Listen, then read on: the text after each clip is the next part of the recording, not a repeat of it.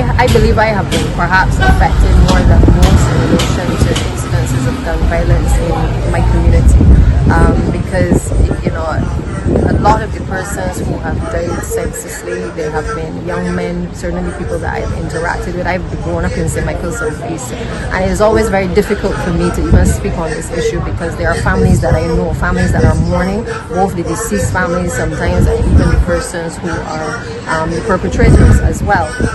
We have tried, certainly as a government and I as representative, to create a number of opportunities within the community to keep young people engaged, in particular our boys, whether it's in the area of sports, whether it's in the area of technology, whether it is in creating opportunities at community centers for life skills to be taught. We recognize that there are some children who have fallen through the cracks from time to time and they need the support in order to be able to point them in a particular direction. And of course, we try to encourage parents as well to support the programs and to support their children, whether in school or in activities that we're doing in the community.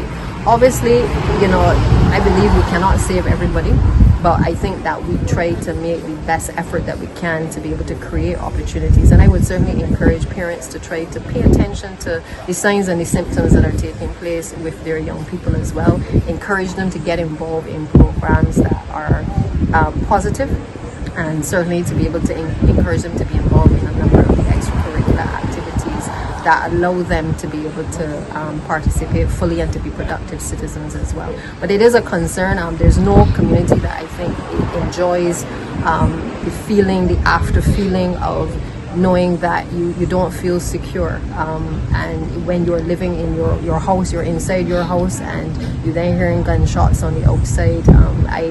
My heart goes out constantly to the people in my community and other communities where they live in fear of the unknown.